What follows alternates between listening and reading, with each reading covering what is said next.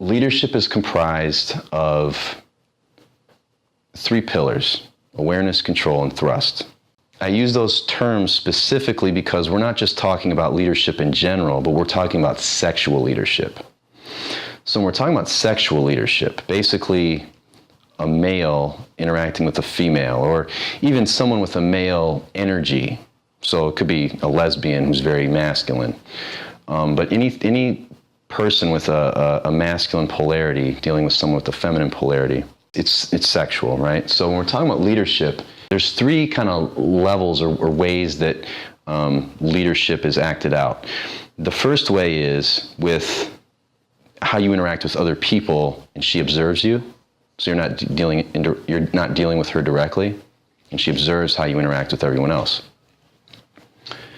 The second part is how you interact with her in a group, or like with other people around. So that would be, when you approach a woman in a bar, for example, or at a house party or something like that, or on the street and she's with like a couple friends.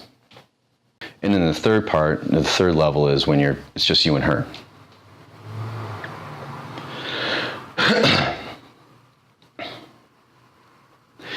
In each situation, in each context, leadership is going to manifest in different ways in terms of what you say and do, but you're going to be using the same modalities of focus in each situation.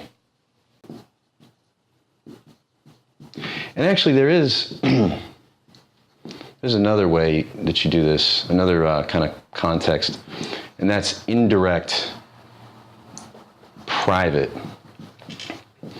which would be you and she are at a store together. That's how you treat the cashier.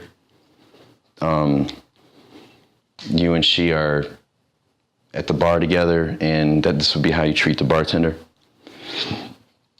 This is how you talk to your mom when she's sitting on the couch and she can hear you. So we always want to be nice to our mom should be nice to your mom anyway, but in each situation, in each context, you're going to be using the same modalities of focus.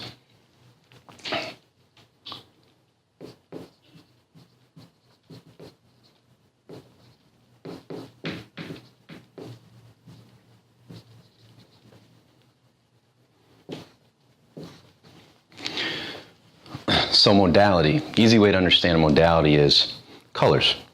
So brown. You can look around this room and see a lot of things that are brown. Brown manifests in different ways. There's a big difference between this table and that couch, but they're both brown. There's other modalities like you could categorize opinions on things, how you think about something, like stuff in here that I don't understand how it works.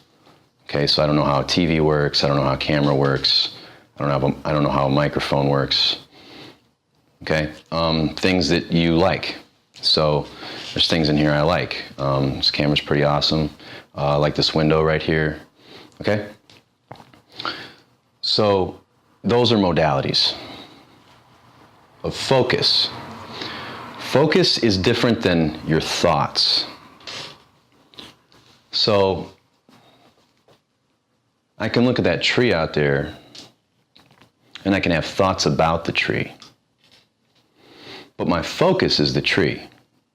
Understand the difference? It's like, I picture sort of like a laser beam, like where am I aiming? You could picture like a target, right? Now, if you naturally get this, if you grew up seeing women not as opponents but as friends, people that pose no threat to you, people that want what you can give them, and vice versa, you're going to naturally do this focus. You're going to have your aim on the right things. This brainwashes guys, or kind of conditions guys to put their focus on the wrong things. All right? The frustrating part is guys who naturally focus on the right things aren't doing it consciously. So I had to figure out consciously what to do, because when I was younger, I was horrendous. I mean, it was really frustrating.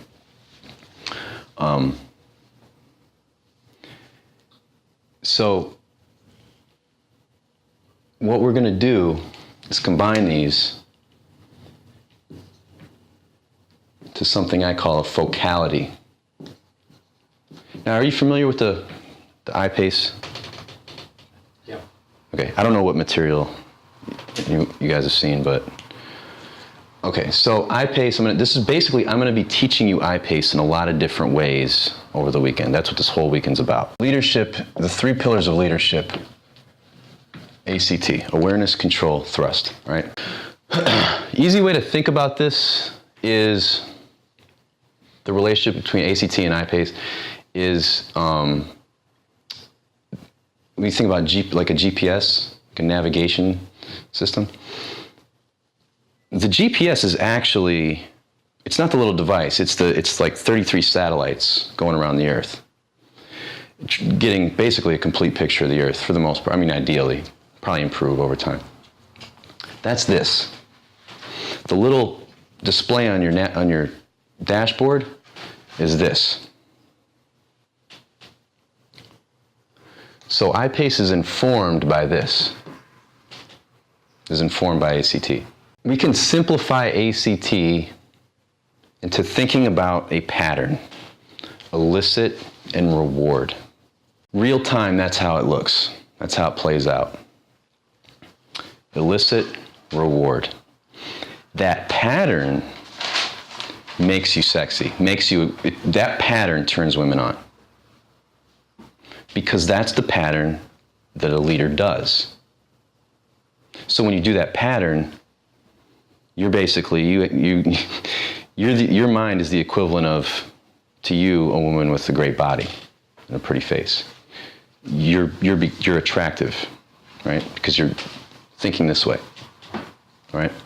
So I-PACE satisfies awareness, control, and thrust. Awareness deals with what you see, what you're noticing about the woman, understanding the woman, understanding the social situation, group dynamics, situational awareness. Thrust is about you. Thrust is about your comfort with doing what you really want to do, saying what you really want to say.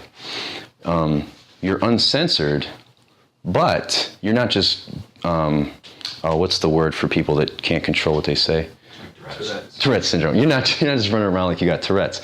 If you just said everything that popped in your head, that wouldn't be functional, right? So this is coupled with this.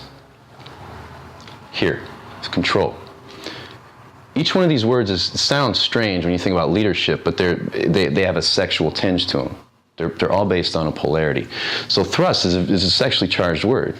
It has a lot of meanings to it. In the way you thrust in your career, in your personal development, I mean, what you're doing right now is thrust. It's the same masculine expression as when you're actually fucking a woman, right?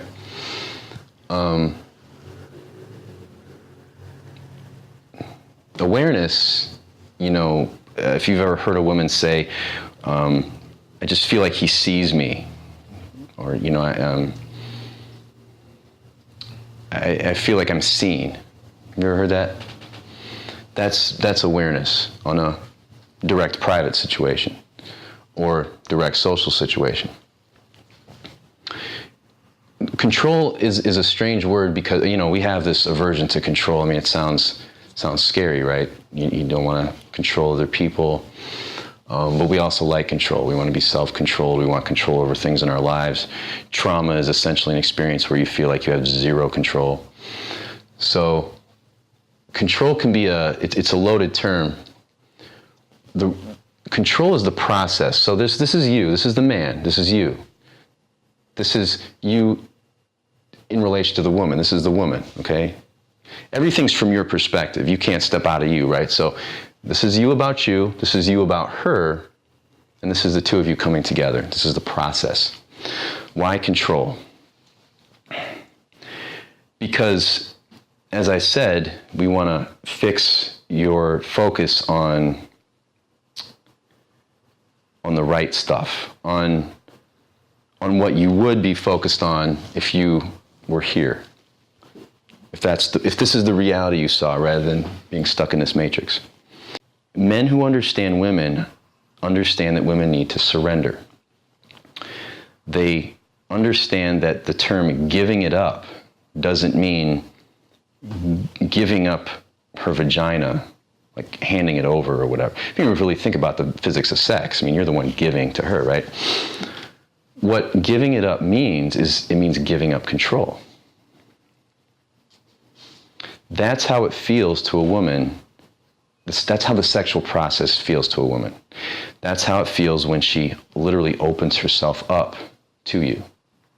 And just as in your, in your career and other aspects of your life, whether even if, you're playing a pickup basketball game or whatever it is, playing cards, anything, you want to thrust, you want to affect the world, you want to make an impact and contribute, hopefully in a positive way. I mean, everyone does, but that can get distorted with trauma and things like that. But that energy has to go. It has to go out, right?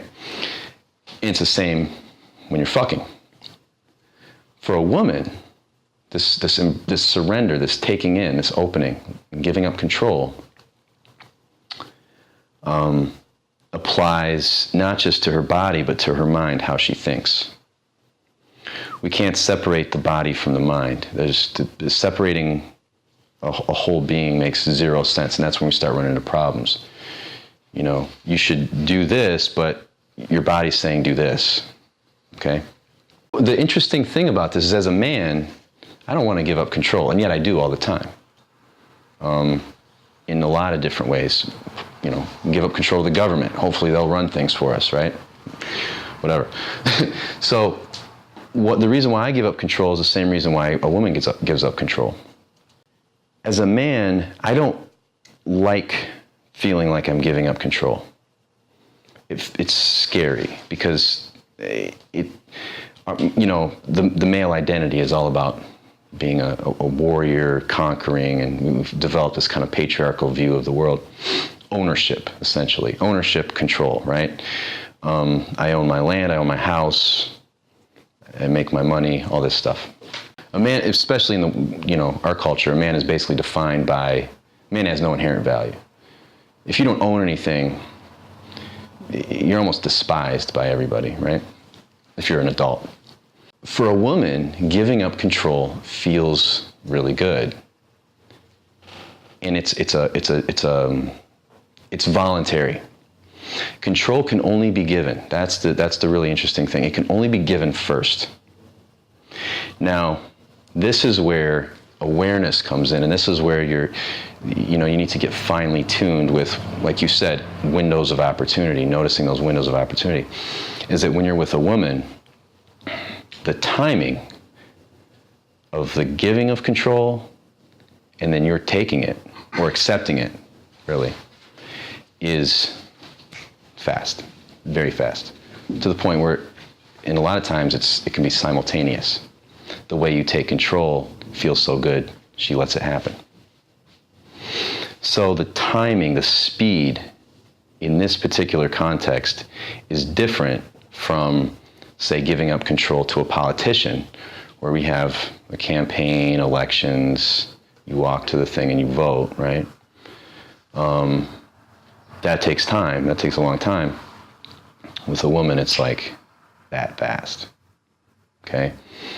So being good with women, or, being the kind of guy who has a natural way and can seem to escalate quickly and sleeps with a lot of women quickly, or maybe not necessarily as promiscuous, but, when he does go for a woman, he's pretty consistent. He's able to see and move. He's able to see that giving, that small bit of surrender, and take control, okay? That's going to require intuition. So I just said that. That makes a lot of sense, right? It's great. Yeah, great insight. But how does that look? How does that feel? And probably now that doing what I'm talking about, doing the kinds of things that I do or that Ian does, is going to feel uncomfortable. That's what we need to fix, the discomfort, okay? Not the mechanics. It's the comfort. It's the feeling of it. Is this okay? That's what we got to fix. iPace satisfies awareness, control, and thrust. as it is a elicit and reward focality system. When I talk about elicit and reward, you could also think about that as team building. Eliciting using I-PACE, we build awareness of the woman.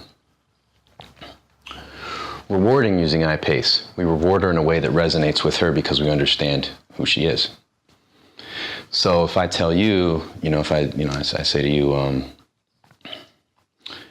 hey, I like your afro. You don't have an afro. So a lot of times guys will give compliments or give appreciation for things that first of all aren't even there or don't really matter. Another thing I could say, hey man, I really like your socks. Well, they're just normal white socks. And anyone can get those white socks. Well, very similar to saying to a woman, hey, I like your tits. You know what I mean? Now, while you're actually becoming intimate with her and you say, I like your tits, but what you're communicating is your tits are turning me on, that's different. So if you say, you have nice tits, she says, just the same as I would be like, oh, thanks, yeah, these are socks, yeah, I got them at the store. Who cares? But the difference is if you're, like say on the couch and you're touching, getting intimate, and you say, God, I love your tits. What you're really saying is, you are turning me on. I desire you. And fundamentally, that's what turns a woman on is desire, being desired. A great quote by David Deida says, the masculine says, I want you. The feminine says, I want you to want me.